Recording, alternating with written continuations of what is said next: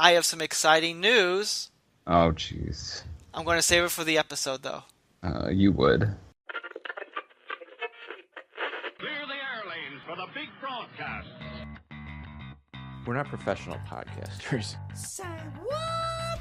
We barely know what we're doing, It's funny because it's true. but we have fun anyway.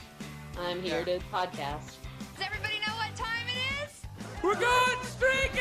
Yeah! No, we're not. It's time for movies, pop culture, and more with the all-new Culture Cast, starting now. I'm Nick, I'm the Gorehound. And I'm Jen. and this is the all-new Culture Cast, back again with a brand new episode. You know, I just realized we should have introduced ourselves as Bubba for like each of us, given the movie that we're talking about tonight. Hey, Bubba. Hey, Bubba. But of course, I didn't think about that until we're halfway through the intro. So, and we do this show live, so we can't go back. Yeah. But anyway, how you guys doing tonight? Excited? Excited, huh? I don't know about Like excited. excited about this or just like other stuff? I guess podcasting in general. I've been listening to a whole bunch of podcasts, but they've been other podcasts, so it's more. I don't know the term for that. I was thinking. Thank you for that, Gorehound. Podcast, intra podcast, international. I don't know. Yeah. I have no idea where you're going with this, but okay. How about yourself, Nick? I'm good. Yeah. Yeah. I got some exciting news. Oh no! What's that? Are you pregnant again? No. Despite the little belly that I am growing, I am not pregnant again. As you guys and listeners of the show know, that I have complained about my laptop for about the past year and a half. And finally, and tonight's the debut of, well, I've had it for a couple of days, but the first podcast with it. I have a brand new laptop that I'm recording and podcasting on, so no more Laptop buzzing. 2.0. Well, for the show anyway, I suppose. Yeah. But, so no more buzzing sound, no more 30 minutes and the power goes out. What made you finally pull the trigger? I mean, your computer has sucked for ages. I know. Well, a lot of things had. We just moved, and so we had a little extra money in our pocket, actually. Yeah. And we figured, well, now's as good of a time as any. And I went to a local. I don't know if they're a chain or they're just local in Illinois. I really don't. But I've had Name drop. I'm getting there. I went to a local tech store, and I believe Downers Grove, which I highly recommend because I've had good success there. It's been years since I've been there, since coming to get the laptop, but it's called Fry's. Are you two familiar with the place? Yes. I work across the street. Nice. So you know exactly where this is. Perfect. Yeah, that I do. I decided, let me check out Fry's. I haven't been there for years. And about a week ago, the Kiwi and I went to Fry's and picked out a laptop. So it worked out. Yeah.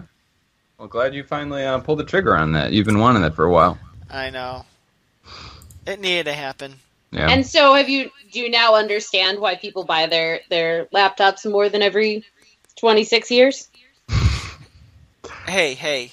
Now, in my defense, my laptops, in my lifetime so far, when I've had a laptop, it's lasted anywhere between 4 and 5 years before it really started to die out on me. Oh, man. Mine only lasts like 2 years, honestly. Both of ours. It's just, yeah, because she bought like a $700 one and I bought like a $200 one. And both of them died in like 2 or 3 years. That's interesting. Yeah, it was. Yeah, and that's just what I expect from computers nowadays. Just well, maybe you and the Graveyard Queen shouldn't be, downloading so much porn. No, my computer I honestly used for editing Word documents on my way to my graduate degree. That is like the only thing I used it for, and it crashed. So, but whatever. Well, I guess must have been having better luck than you in terms of lifetime on laptops. So hopefully this one will last another 4-ish years before we have to go back and revisit that. So once we get around episode 300, maybe we'll have to get a new one. Who knows? Here's where I'm going to disagree with you. How Get you're gonna 300 episodes? Oh no, obviously we're going to get to 300 episodes, but you're going to have a child. I don't know if you've ever like watched a kid shitting and shitting. They're going to puke like, all over your new aiming laptop. for laptops. Well, I don't know if they specifically aim for laptops, but I do know children can be messy. But hopefully they won't specifically aim for the laptop. But if it happens, we'll deal with it. I got a warranty on it, so 3 years, and they'll replace it for me. So we'll see. Yeah, let's get this party going. Should we get to our regularly scheduled topic of what have you been watching? What have you been watching? Yeah, start us off. You want me to start off? Let's hear it. All right. Well, as I've been mentioning on the show, past maybe about past year or so, the Kiwi and I have been watching. I've been going through Parks and Rec, and we are in the final season. As of this recording, we have one episode left to go, and it's been quite a ride so far watching it. This last season is weird. I don't know if I like the dramatic changes they made to the show, because they did a 3-year jump and everyone's in different situations, which is a neat idea, and it's still funny, but it's really taken me a while to adjust to the change. But can't complain. Yeah, I can't believe that it's taken you this long to watch the entire season, because the Graveyard Queen has watched that season, or the entire series, on repeat quite a few times. You of all people complaining to me taking it so long, when you have gone on record stating many times that you like to draw out watching a show. So you I do. And then only shows that are very good. Oh, you don't like Parks and Rec?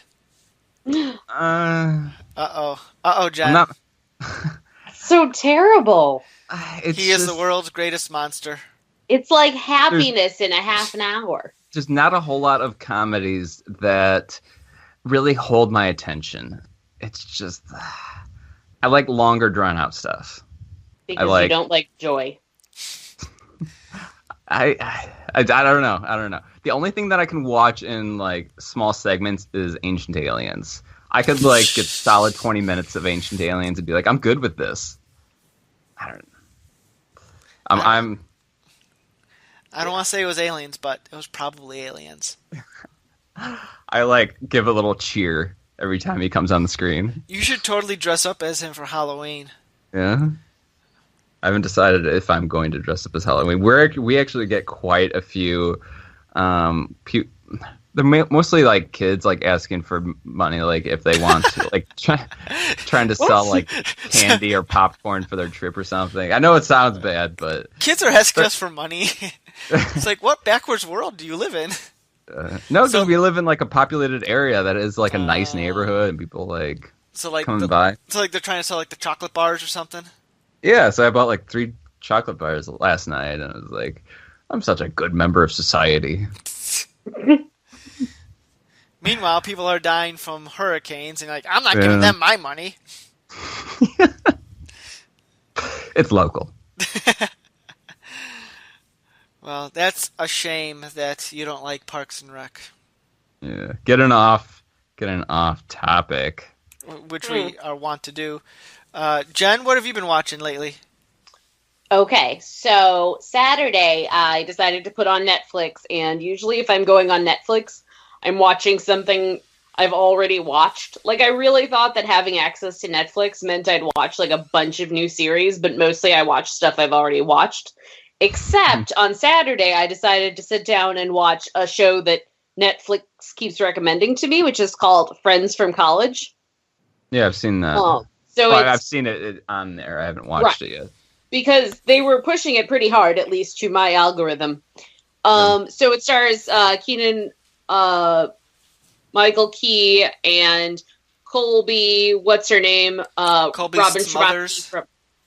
I always think that's not how it's pronounced. Anyway, from How I Met Your Mother, and Fred Savage from The Wonder Years, and then some people you've never heard of. And so the premise behind it is that this couple moves back to New York, where all of their friends from school also live, even though the school they went to was not New York City, but somehow everyone ends up in New York City. And then they all kind of regress a bit when they're together. And then they have like these wacky adventures. And also the husband from the couple has been having like a 20-year on-again, off-again affair with one of the other women from... The Graveyard Queen did watch this. Yeah. And I like poked in and out of it. It was pretty intriguing. It had like tinges of depression, I felt like. 'Cause I was just like... That affair was just irking me the entire time, but it like kept me engaged in it. So my general feeling, and I'll preface this by saying I did watch the whole thing within 3 hours or whatever. So I can't say it was bad enough that I stopped watching, but it was really not good. It was. So the problem with it was, first of all, like none of the characters were likable, which is fine. I think you can have unlikable characters, but I don't know that you can have unlikable characters and have a compelling reason why they keep hanging out with each other when it's pretty clear they're all very unpleasant. Like, I think it's an interesting premise. Keegan-Michael Key always seemed to be on a different show. Like he was always playing way more energy than anybody else. And, and then he was also the one having the affair, and he and the woman he was having an affair with had very little chemistry. And it was just, but, I did watch the whole thing. So maybe I'm part of the problem because it did get renewed for a second season. So, but anyway, Netflix. I have not watched that show. I've seen a ton of advertising for it, but I would figure that'd be like a total Gen show, given the style of humor it was presenting in its promos. And it's interesting to see that it didn't quite connect with you. It just did not quite work. And I agree. It's definitely something I thought I would like. I liked all the cast members in it. I thought it definitely could have been very interesting, but it kind of, sometimes you watch something and you think like, this was the first draft. Like, they were going to go back and they were going to like put in some jokes and like make it better. And then they just didn't quite. Like, so part of the premise is that everybody went to Harvard, which to me almost inevitably means that the people who wrote it went to Harvard, because people who went to Harvard are usually pretty obsessed with the fact that they went to Harvard. So I think they went to Harvard, and so they went, okay, we don't need to like go back through what we already wrote. It's good enough. Like, we're from Harvard. Like, obviously we know about humor. But did they? And I'll also say this. I think that like I'm very much over everything having to take place in New York. And that's not just me being salty because we're from Chicago. That's just like, people live in other places, like all over the country. And I think it would be more interesting if these people were all kind of hanging out with each other like a bunch of idiots because they were in like a small town or something. So they legitimately didn't have other opportunities to hang out with people. Whereas on the show, they're just all hanging out with each other because like, I don't know, we were all friends in college. Like, that's not a good enough reason if you don't seem to have anything in common as adults. So anyway, interesting enough premise. I did watch the whole thing. Do not recommend. I'll be interested the next time I see the Graveyard Queen to ask her what she thought of it. Yeah, you might have to refresh your memory, because it kind of just like we watched it and never spoke of it again. Mm-hmm. Sure. So. She probably forgot it existed. Yeah.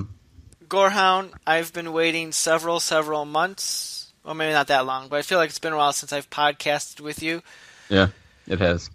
I got a solid one, so... Who is your man crush Well, of the week. You have to listen to my What Have I Been Watching first. Oh, I thought we did yours already. I'm so... No, We've no, been you talking just for skipped so over long. me. Yeah, sorry. It's all right. So the first one is this. It honestly wasn't that great. Just a stupid horror movie called Primal. I was hoping for, as I've said before, just a classic slasher, 5 teens going into a forest to get slaughtered off.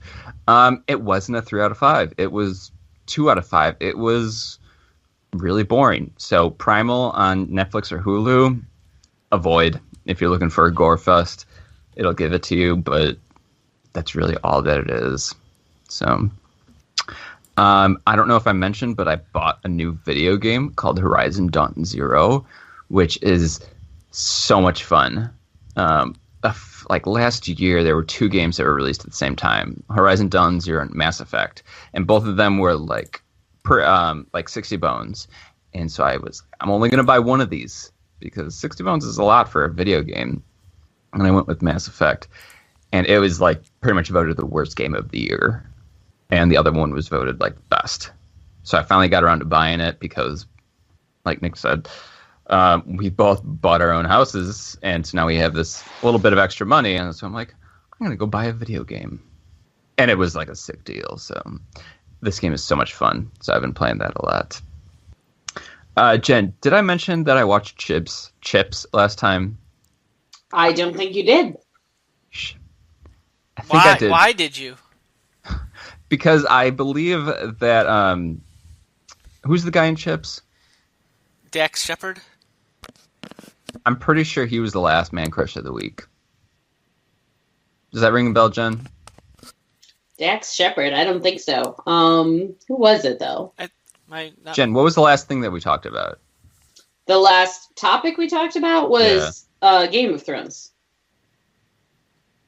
Okay. I don't know. Okay. Well, I watched Chips. Gorehound, are you okay? I don't remember how it was, but it was fun, I remember, and it wasn't as bad as everybody was saying it was. And I hope that we see another Chips, because there was a podcast with Dax Shepard who was like, I want to make 2 or 3 of them. So, and I want to see him do good things. Moving on. Man crush. Nick, you ready? Yes. John C. McGinley, Dr. Cox. He's your man crush of the week. That he is. After watching him in Stand Against Evil and the Belko Experiment, this guy's great. Does it make you want to go back and rewatch Scrubs? I don't watch Scrubs anymore. Longer story, but I refuse to watch Scrubs. As great of a show as it was, I had a really bad experience with it. Maybe for a different time, but I don't watch Scrubs anymore. It is great, but yeah, John C. McGinley.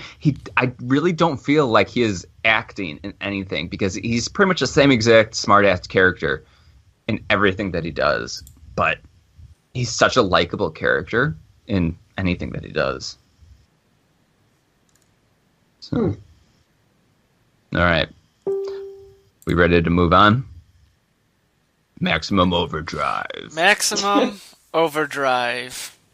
This has been a movie. Yeah, we've been trying to watch this for a while, and there was even one time where I went to like 3 rental stores. I was like, "Do you have this?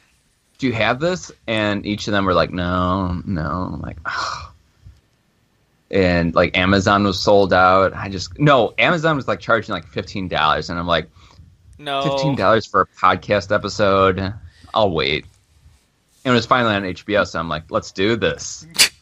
Well, when you had sent me the text about a week ago, I thought you were like, let's get together and watch it. And I was like, well, did you want to watch it? I still have the DVD. You're like, no, it's on HBO. I'm like, oh, okay, even better. Yeah. Which means now I can return my copy of the film to my former supervisor, who I've had it for a year and a half. Yeah. Oh my god. She probably forgot that I even still have the movie, but anyway. So, Maximum Overdrive. Jen, do you want to give the the premise of the film? Oh, sure. So, for some reason, having to do with a UFO question mark or like a there was comet UFO in question there. mark. Well, there were both.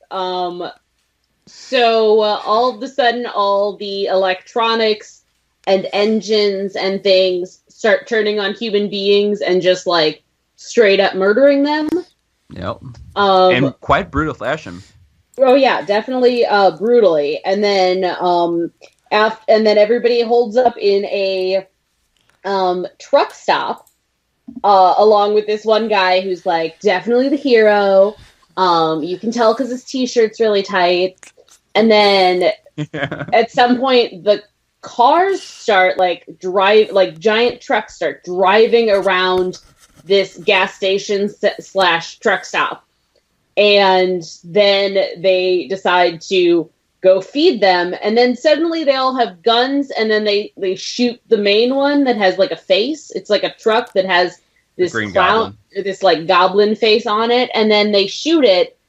And then they go on a boat and everything's fine. So that happened. Sounds like a good wrap up.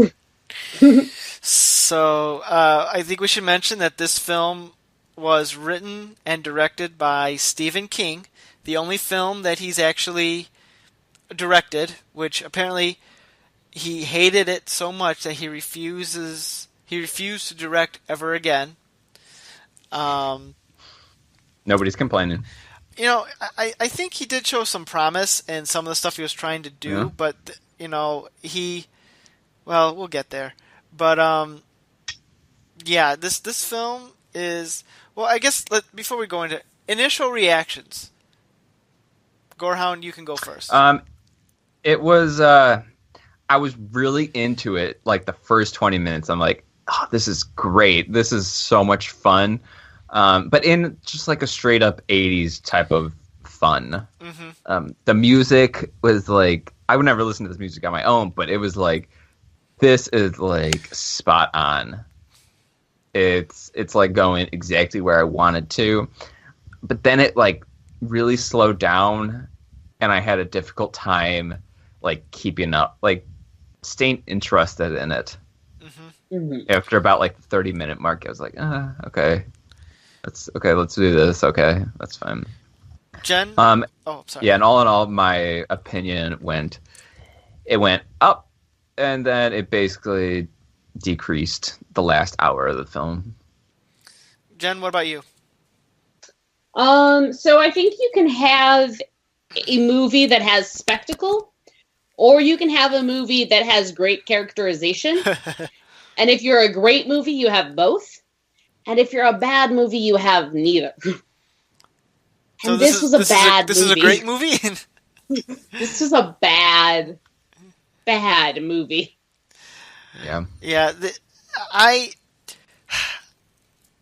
Gorehound, I'm with you. This movie has a ton of 80s cheese in it.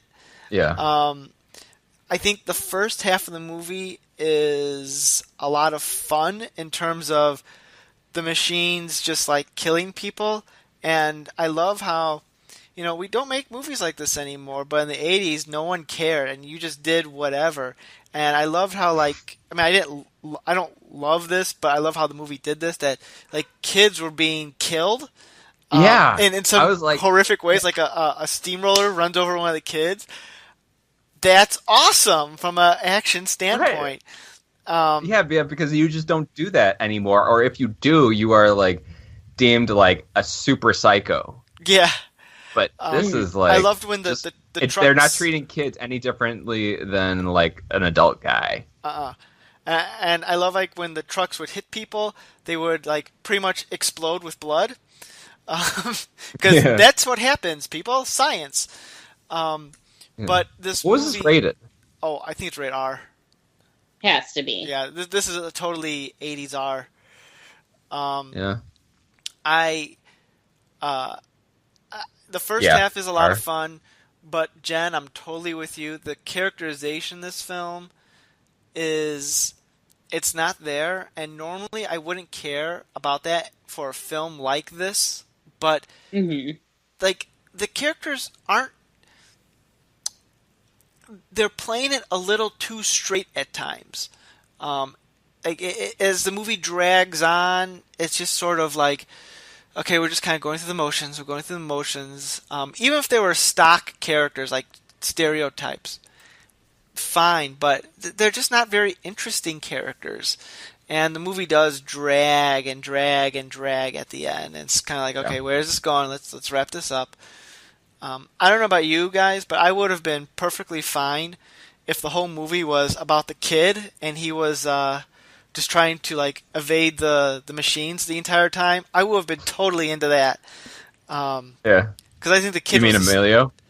No, not Emilio. Like the little kid who was at the baseball game, and then he's like riding his bike, and the sprinklers are going on behind him, and and then he just like got sucked up into the main story somehow. Yeah, because his dad was the mechanic who got sprayed with gas at the beginning.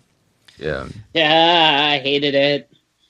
What, the kid, or that he got sprayed with gas? That whole scene where he got sprayed with the gas. Oh, like you know exactly what was coming the entire time. Yeah. I can't tell if like you hated it because you thought it was dumb or because that's just a horrifying experience to go through. I mean, something can be more than one thing. True. Fair enough. Mm-hmm. Fair enough. Jen, what did you enjoy watching this? Absolutely not. Okay. Absolutely I not. didn't And think so. Like at any point, like even when things were goofy at the beginning, that was cheesy and really campy. Like, did you not like Were you just get any like, enjoyment out of that? And were you just like, I hate the Gorehound and Nick this entire time? No, I didn't blame you. I blamed HBO for only having one Stephen King movie on their website. But I mean, it was like, I guess it was fine. Let me just tell you. So Thor came in the middle of me watching it. It was like, "You're watching Maximum Overdrive? I can't believe it." And I was like, "Oh yeah, it's for the podcast." And then he just laughed and walked out of the room. And you know what? He was right. Classic Thor. Classic. No, classic Thor would have been to stay and spend 20 more minutes talking about some other thing. Well, but I'm just saying, it was like, it was just like, oh my God, it's so weird to me because I really enjoy a lot of like old Stephen King movies, you know, like I think Carrie is like a genuinely good movie, which is right I around really want to watch Christine after this. I definitely saw Christine, but can't tell you too much about it at this point. That's like the car I thought the car that comes alive, Yeah. right? Yeah. No, I mean, I remember watching it at sleepover, but I've been seeing way too many references to it, and I'm like, I need to refresh my memory on this. But it's like, you know, here's the thing. Like, you can be talented at one thing. Like, you can be a great writer of horror fiction novels, but that doesn't mean you're a good director. And I don't think that we as a society should keep pretending we think those two skills overlap. Well, at least here's the thing. At least Stephen King tried it and he realized this is not for me and just didn't continue on doing it. Like he had that self-awareness about himself. Yeah. I would be curious that if he stuck with it, if he would improve, because I think there are some interesting ideas and thoughts and camera techniques that he used in the film, but where this film really hurts is in the writing, and that these characters are boring, and that the pace is terrible. Like after like the first, after kind of like the first 30 minutes, at least for me and Gorehound, it was like, okay, let's move it along here. Let's move it along. Yeah. I mean, I don't know. I mean, what's really strange about the film, going back to the characters a little bit, is that these characters are, and sometimes they're cartoon characters, like the owner played by Pat Hingle, who's he's like, I'm cutting your R's, ha ha ha ha ha ha ha ha. Right. I mean, he's such a cartoon, and he's fun to watch because he's so over the top. But then it's like you have these other characters who are just like Emilio Estevez and his love interest, who have zero chemistry, by the way, but they wind up falling in love within 3 hours of meeting one another. Yeah. Oh my God. They act so like, yeah, we're serious actors, and we're going to take this scenario seriously because we're the heroes. Like, it didn't mesh well. And, with that tone being all over the place. But, yeah, and Spielberg. This was a Steven Spielberg movie, and no, King. I'm getting my Stevens confused. Yeah. But yeah, at least King didn't continue trying to pull off this, given how poorly this film ultimately turned out. Yeah. Right. And I think it's too bad because I think it's an interesting enough premise. I think you could do a really interesting premise. But it was sort of interesting that so here's a few things with this. In terms of what objects were kind of coming alive because of the satellite or the UFO or whatever, it wasn't very consistent. So it's... And I think that was my favorite part of the movie. You liked that part? Yeah, where you're just like, why is this happening? And the end where it's just like, the so-called satellite. Like, it was just, what? This makes no sense whatsoever. Right. The UFO element was tacked on. Like, you didn't need it. No. Just say and the logic behind... Yeah, just say the comet did it, and then that's it. That's all you needed. Yeah. But the UFO was like, wait, what? But yeah, nothing made logical sense in this because it was just like... I did enjoy that also Russia had a satellite that had a bunch of weapons on it for no reason. See, and the implication that also Russia's evil. Yeah. They weren't in this movie, but just so you know. If the movie kind of stuck with stuff like that, where it was more satirical in nature, I think it would have been much more of a successful film. But it doesn't really do that, which is unfortunate. But I think because I don't think this was meant to be a funny movie.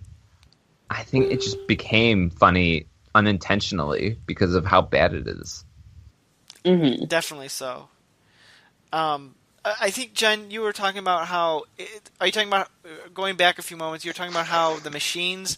It was inconsistent about what machines came alive? Absolutely. So we've got, the knife comes alive, the trucks are coming alive, so certain things are coming alive, but not everything. So you've got this truck stop that has beds for some reason and pool tables and, light bulbs. Why aren't the light bulbs murdering people? Or, it was just interesting to see, because I think you could make an argument that somehow it had to do with the electricity, but then that wouldn't really explain why the cars are suddenly, possessed or whatever. It was interesting, but yeah, it felt inconsistent. And granted, that's a little bit of a nitpick because I feel like it's pretty hard to be 100% consistent with kind of a high-minded concept like this. But, it definitely, according to Thor, again, I can't speak to the truth of this. I didn't look it up because I didn't care. But he did say that Stephen King was apparently so coked up during this whole process that he has no memory of directing it. And you know what? It shows. It shows. I'm with you, Jen. That is one thing that crossed my mind. The just married couple. How so weird. How... They were from an entirely different movie. I know. I did not understand. She could have been anywhere between 14 and 47. Yeah. How I was like, was there a she? deleted scene that I missed or something that made this make sense somewhere in the movie? No. With what? With just the things that he was saying. Are these inside jokes or something? Or are they referencing something else? What do you... Can I watch you go to the bathroom? Oh yeah, that was probably understand. an insight into Stephen King we didn't want. Yeah, I guess in real life, the actress Yardley Smith, who shout out to her because she's more famously known for being the voice of Lisa Simpson. Yeah. was, I think, 2021 at the time when this movie was shot. So she was younger, but she dressed like she was from the 1950s, which was very odd because it seemed out of place. But yeah, like, why did their car not come alive? Like, they drove all that time, the car never turned on. So, like, there is that inconsistent matter there, and that is something that definitely crossed my mind. But maybe it was because he was coked out and just forgot, like, oh yeah, that should come alive too. Yeah. I think if this was made today, you would have easier time having it make logical sense. Like, since computers are in cars regularly now, and we are having robots constructed, we could theoretically start to have robots take over. You know, if this was made today, though, this movie would be so sanitized.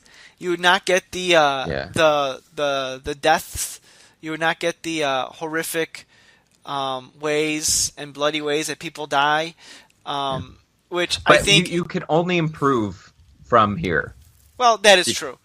Right. It won't take much to improve. Apparently, they did make another version of this movie, or at least another adaptation. No way. It was a TV movie, which apparently wasn't very good itself. But was it called Trucks? It may have been. I don't know. Let me look it up. I was looking at that because that was the movie that I was going to watch. Also, with this. Yes, Trucks, a television horror film. So that it's got to be good with that. Yeah, based on the same thing. It looks like while the premise is the same, the story is different. But I don't know. I will give Stephen King credit that he didn't set this story take place in Maine like he does all of his other movies. Yeah. Wait, where was it? I think it was in North Carolina. Huh. Because everyone's like, it has like that southern twang in their voice. And I think they mention other North Carolina cities in there. But, which I was very surprised. Like, wait, this isn't in Maine? What is going on? Well, he didn't remember writing it, so.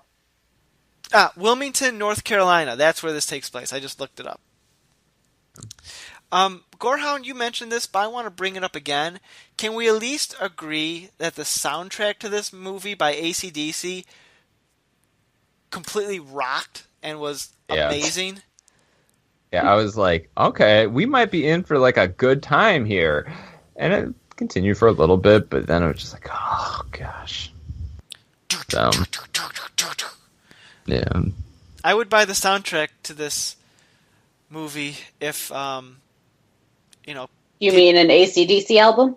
Yeah, if people bought CDs anymore, but Oh, I still do. That's like my favorite thing to do during lunch break is go to Disc Replay and grab like some like $3 CDs. Okay, Grandpa.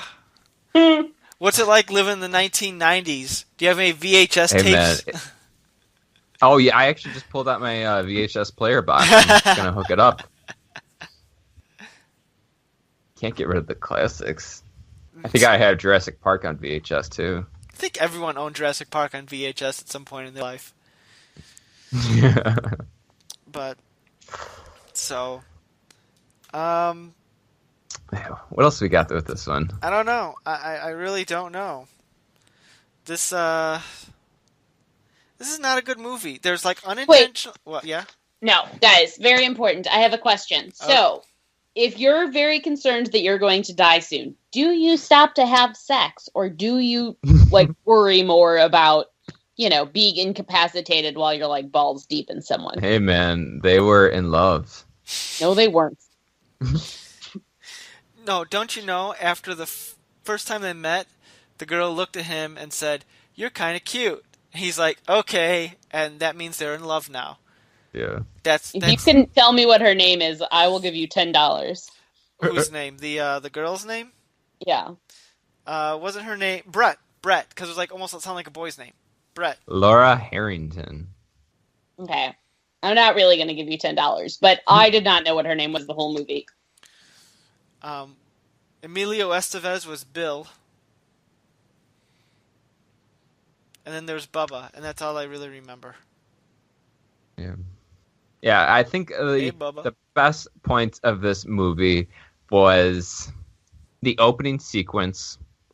Oh, with Emilio, the bridge? just the entire first 5 minutes of the film. I was like, this is awesome. Emilio Estevez and the killings, they were just really bloody, and I was like, oh man, this is awesome. Some and of it that was was pretty clever, yeah, definitely so. And that about it. I was like, okay, not much else is reaching that level. Can I just say I found it hilarious how the people who died when the kid was going through the neighborhood, which kudos to that kid, he must have had he must deal with trauma very, very well, because he seemed very unfazed that his whole neighborhood was dead. But I loved how everyone was hunched over a window, and even when the cars they were hunched over, it's how, what were you doing when you died that caused you to hunch over like that? This movie had so much unintentional, campy humor that the first part of it was entertaining on that level, but it doesn't follow through, and it's a slog to get through. It's not a good movie.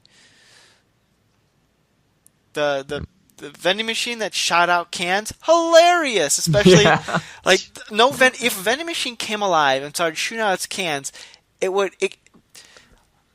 back to nitpicking and logic debating, but no vending machine has the ability to shoot something out like that quickly.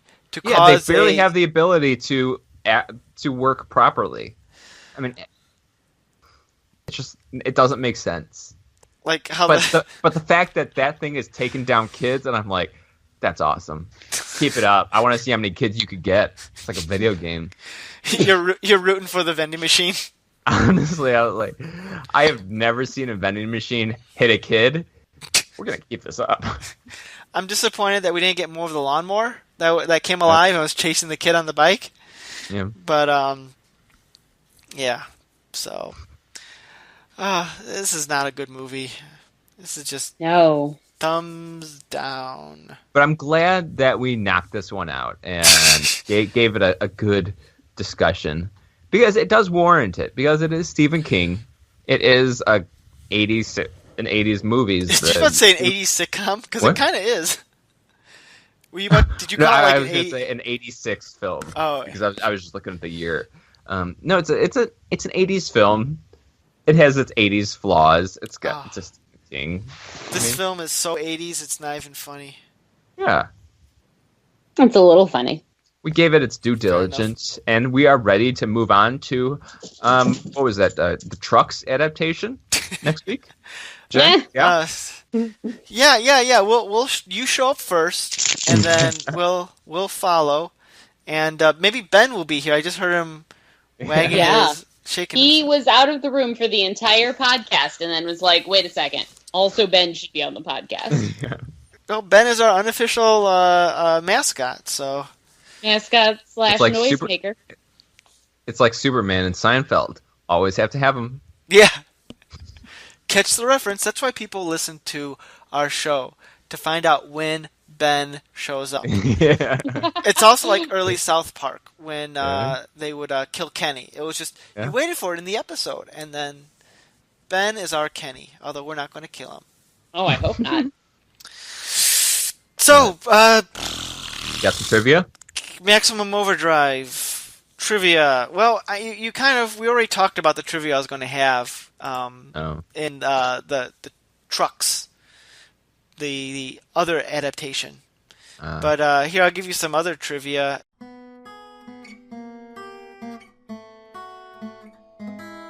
It's trivia time. It was apparently there was an accident on set. The radio. Speaking about the lawnmower, the lawnmower in question. It went out of control. I remember. And in some, I was in preparation for this. I had listened to a "How Did This Get Made" podcast with Paul Scheer and Jason Mantzoukas, and they had mentioned this, and it was just like, what? So go ahead, continue. I don't know. Do you want to do it? Because you clearly know Yeah. everything about it. Apparently some stunt coordinator was like, we don't need an actual blade in this lawnmower because people aren't going to be like looking underneath the lawnmower. But Stephen King was like, no, this needs to be real. This is my movie. We're going to do it my way. And they like, okay, so they put a blade on the lawnmower, and some guy ended up getting cut with it.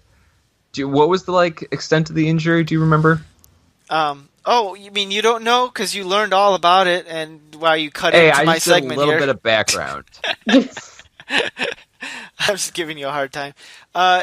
Supposedly it shot out wood splinters and hit like the director of photography, and I guess the incident, Okay. the injury was so bad that he lost the eye.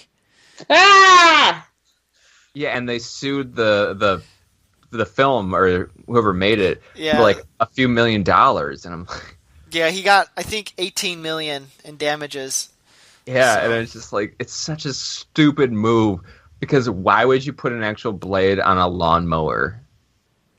Yeah, especially you're not cutting grass; it's just supposed to go down the street. But You know, it's just like Leatherface's chainsaw. There's no reason to put a blade on it because it's just a movie. although I do have this question, and I'm not don't construe this as me trying to defend Stephen King or the unsafe practice. Yeah. But I've cut grass before. I've done it on many occasions, and now that I own a house with a yard, I get to do it again. Where was this guy at to like get nailed in the eye with? I have Wood to go if we're splinters. going to keep discussing this. Oh my god. Ah! All right. Well, we'll table this topic for another time. So A separate podcast on the topic of the wood lawsuit. splinters and people losing eyes, Ah! which clearly makes Jen very comfortable, and she's happy to talk about it. Did she hang up on us yet? I can't tell. Oh, I don't know how to hang up on this thing. So, yeah, I guess that's all we got to say about Stephen King. Yeah. Maximum Overdrive. I like how they tried to fit the title in the dialogue. Like, it's Yeah. like these machines are on maximum overdrive. Good job, Brett. Just like how people talk. Uh-huh. Well, people don't talk like the people in this movie. Yeah. We made you! We made you! She deserved it. All right. We ready to wrap this bad boy I up? think we are. So, unless there's a crazy comet that passes over us that may or may not be being organized by aliens and the machines rise and destroy us, we'll be back next week for a brand new episode. Bye now. You've been listening to the all-new Culture Cast, one of Chicagoland's finest podcasts. You're making me fall asleep to death. Well, I guess there's not much we can do about that. In the meantime, check out our blog at znculturecast.wordpress.com. Send us an email at nick.culturecast@gmail.com. We'd love to hear your feedback, comments, and requests. Follow us on social media. Theme music by bensound.com. This has been a Saltwater production, copyright 2017. Thanks for listening. Nick, I am out of town all weekend. You son of a bitch.